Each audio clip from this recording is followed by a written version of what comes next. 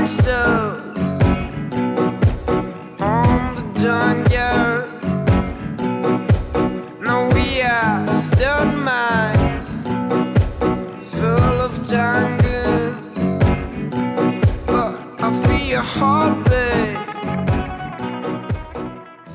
So this is example 3 for integration by parts, and this time we have a definite integral from pi over 3 to 0 of e to the x sine x dx. And if we look at our concept video, this is type 2. We have a trig function times an exponential function, and we should set our u equal to the trig function, our dv equal to the exponential function. So we can do that. Sorry. So this can be our u, or sorry, this is our dv. This is our u. And then these two are our dv. So actually, since this is a definite integral, instead of carrying these limits around with us as we evaluate it, what I would do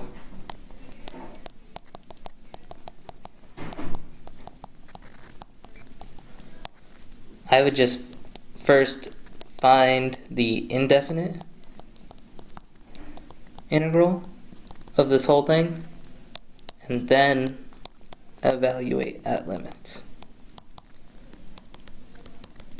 So let's do that So step 1, we're just going to find this guy, indefinite integral of e to the x dx, or e to the x sine x dx.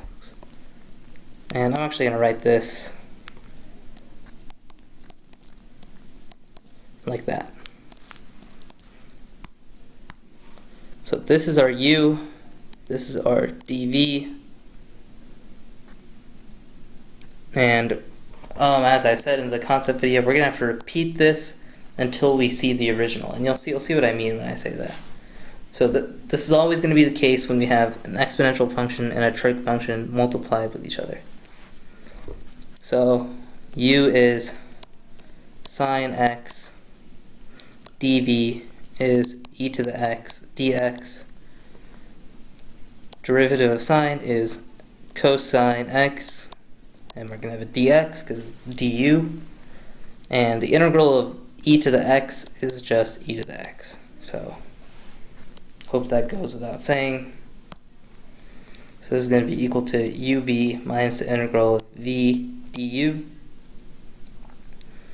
which is sine x times e to the x minus the integral of e to the x du, which is cosine x dx.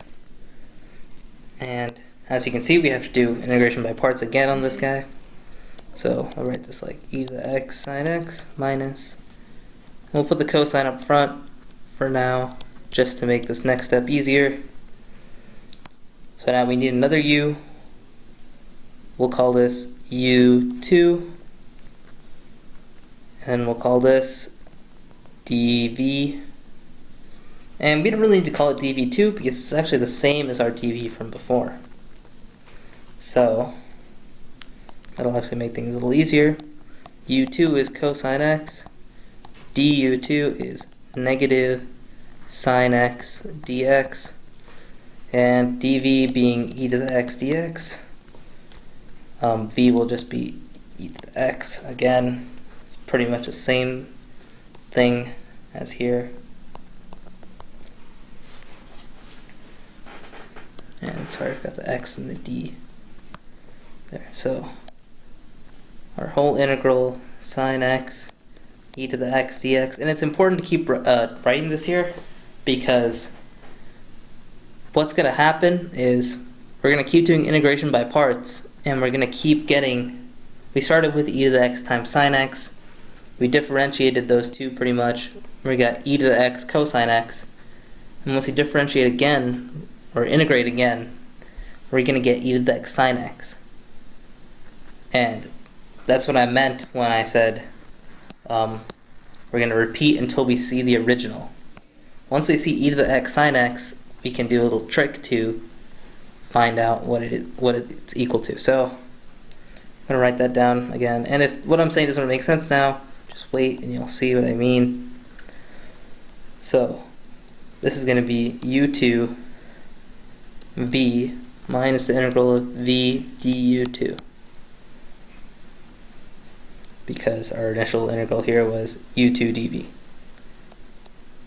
So it's going to be equal to e to the x sine x minus parentheses u2, which is cosine x, v e to the sine x minus integral of v, which is e to the x, du, which is negative sine x dx. And this is all equal to sine x e to the x dx.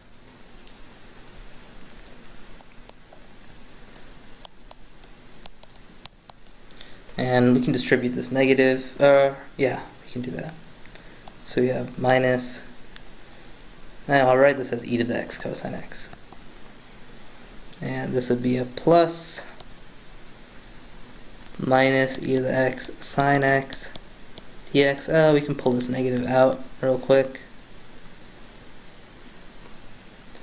And let's reverse e to the x and sine x's order on this. And this is what I meant. We have e to the x sine x dx, which is what we started with.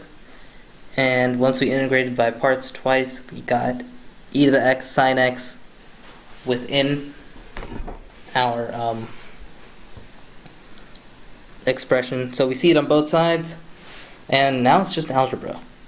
So let's say this is some variable p, like if you want to look at it like this. We see p on this side, and we're solving for p, then, well, what do we learn? What do we learn in middle school, high school? When you're solving for something, get it all by itself. So what you want to do is add integral of e to the x sine x to both sides.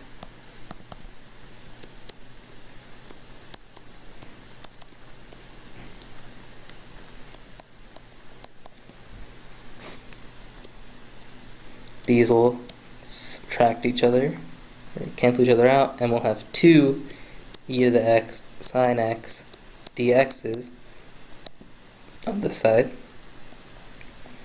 And this will be equal to e to the x sine x minus e to the x cosine x. And if we divide both sides by 2, the integral of e to the x sine x dx is e to the x sine x. And we'll factor out e to the x here. So e to the x sine x minus cosine x, all of that in parentheses, divided by 2. So that's our indefinite integral. That was step 1. And if you want, you can put a plus c here, but we're going to evaluate it next, so it doesn't really matter. So step 2, evaluate at limits. So our limits are pi over 3 and 0. So now, step 2, evaluating this at pi over 3 and 0, well, that's just going to be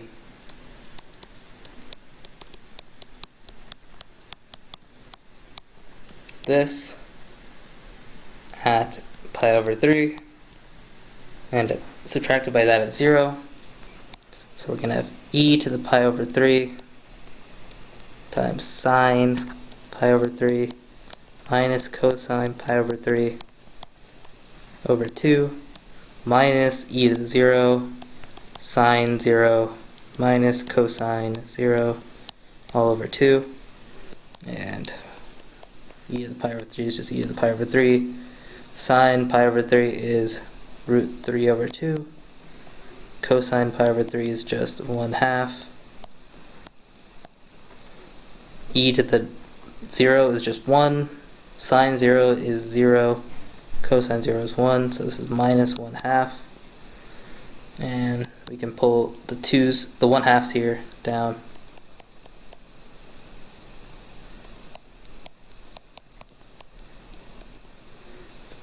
And plus 1/2. And we can just leave it like this.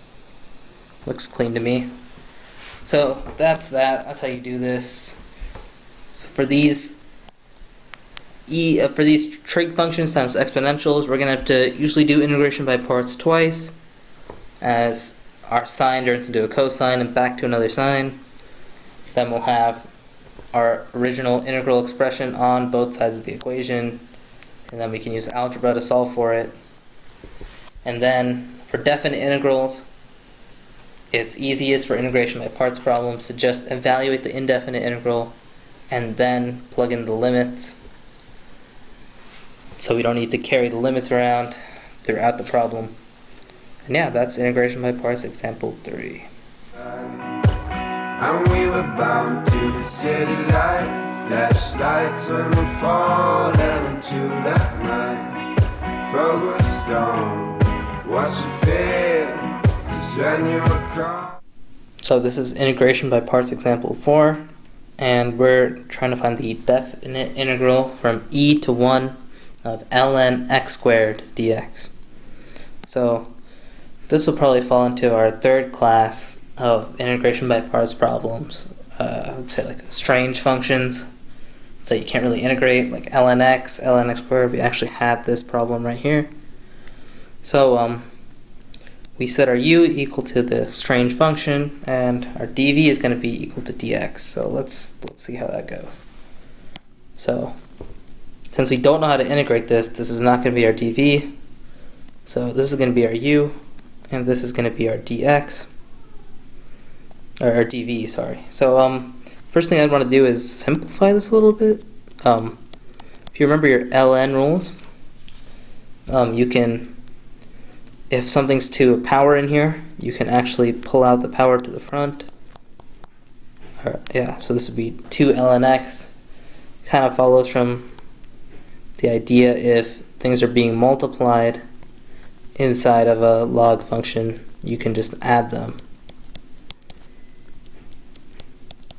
So that's two ways of looking at it. So if you do that simplification now, it'll be easier.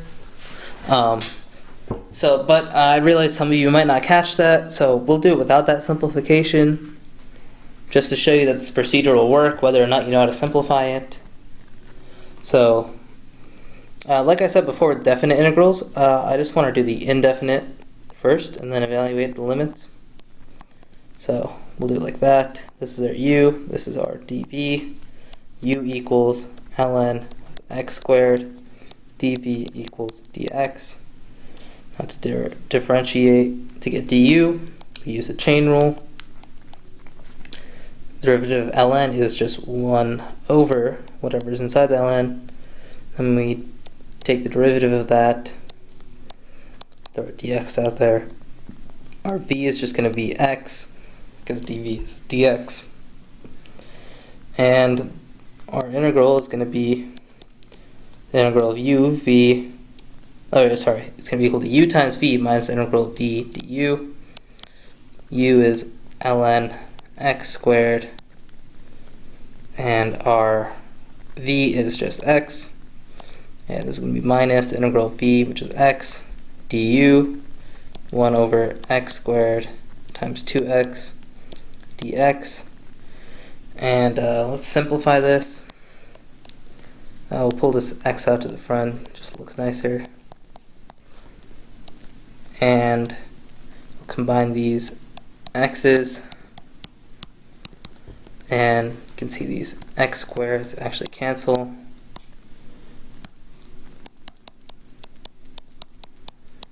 And we can pull this 2 out, so we have minus 2 integral of dx.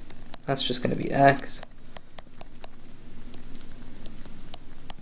And you can add plus c if you want. So this is the integral of ln x squared dx. And now we want to find the definite integral from e to 1 of that.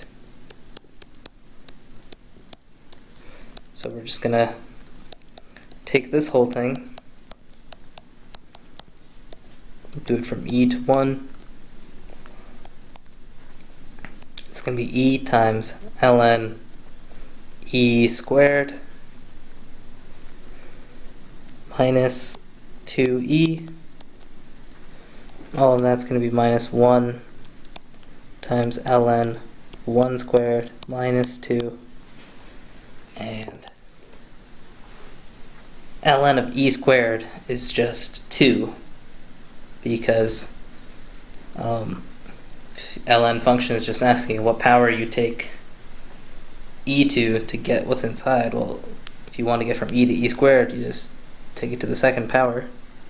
It's going to be 2, and don't forget the e out there, 2e minus 2e, and this is just this 1, you can forget about it.